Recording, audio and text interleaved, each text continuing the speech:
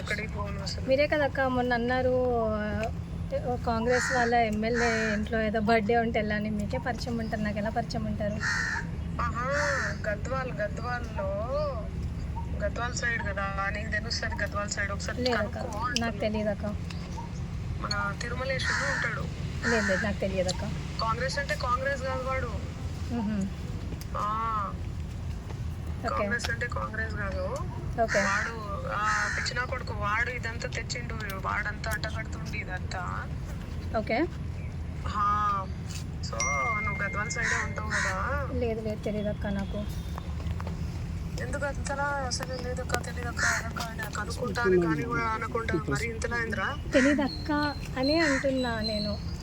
అదేరా, ఎందుకు కనుక్కుంటే అయిపోతుంది కదా, ఎందుకు భయం? ఎందుకు అసలు భయం దేనికక్క? దేనికి భయం? లేకపోతే మరి దేనికి రా? లేదక్క తెలియదక్క, మీకే తెలుసు కదా. లేదక్క, ఈరోజు నేను 25th మార్చ్ రోజు నేను ఏదైతే మీతో మాట్లాడినో ఆ మంగ్లీ అక్క గురించి ఈరోజు వరకు అంటే నేను వింటున్న మంగ్లీ అక్క గురించి ఇట్స్ వెరీ డిఫరెంట్ అక్క. Very very very different. ఎందుకంటే చాలా మంది.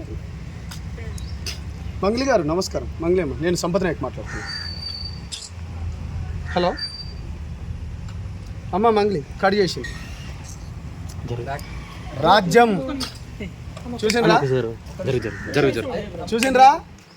చూసిండ్రు కదా మంగ్లీ అమ్మ. నేను మాట్లాడుతున్నా నోటితోనే. ధైర్యం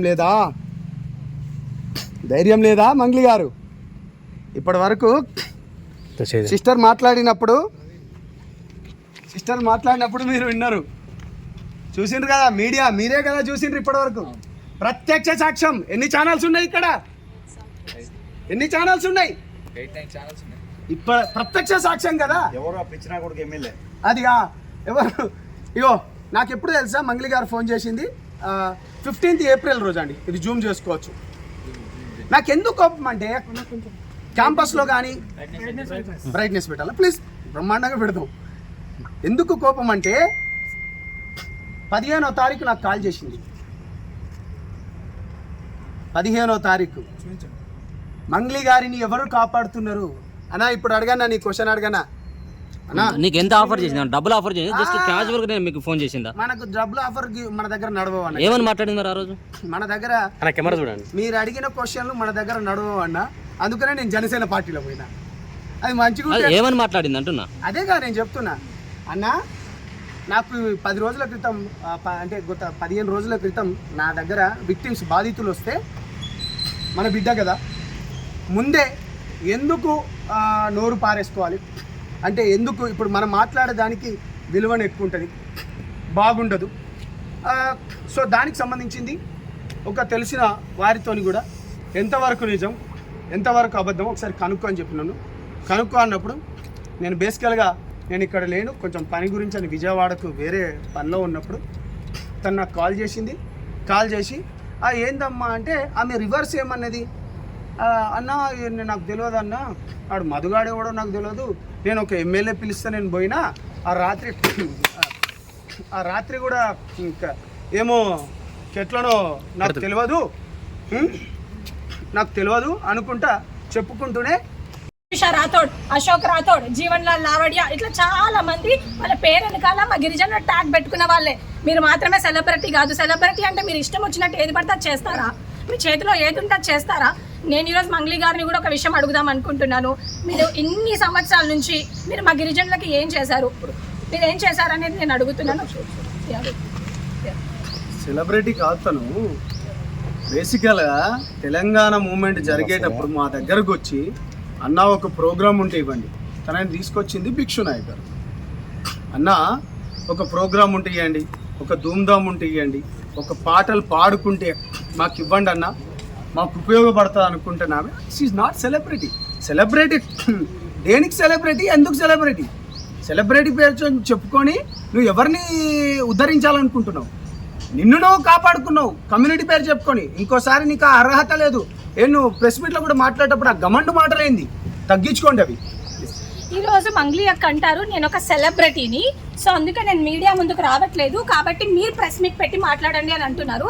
నేను మంగ్లీ అక్కకు ఒక చిన్న విషయం చెప్దాం అనుకుంటున్నాను. చిన్న సజెషన్ అక్క, మీతో కోట్ల డబ్బులు ఉన్నాయి కాబట్టి అడ్డం మీద కూలీలు 500 ఇస్తే వస్తారు, వాళ్ళని పెట్టుకొని ప్రెస్ మీట్ చేసుకోండి.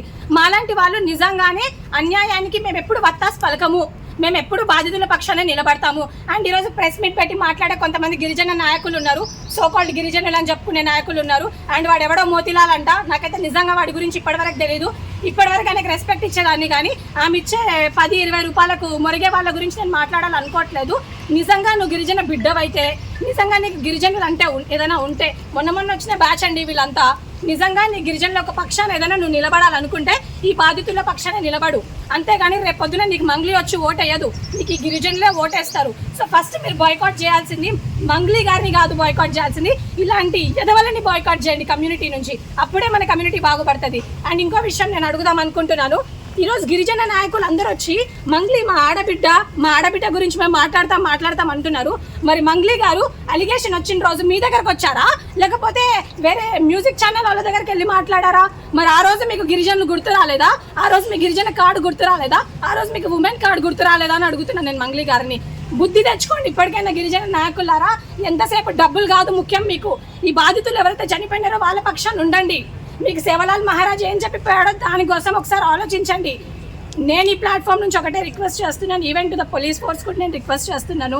And to all my community ఎవరైతే హానెస్ట్గా పోరాడుతున్నారో వాళ్ళకు కూడా రిక్వెస్ట్ చేస్తున్నాను, దయచేసి మీరు బాయ్కాట్ చేయాల్సింది ఒక మంగ్లీనో ఒక రామావత్ మధునో కాదు. ఎవరైతే ఈ గిరిజనులు ఆమె పక్షానుండి ఈ బాధితులకు ఎవరైతే సహాయం చేయట్లేదో వాళ్ళని బాయ్కాట్ చేయాల్సిందిగా నేను కోరుకుంటున్నాను. Thank you.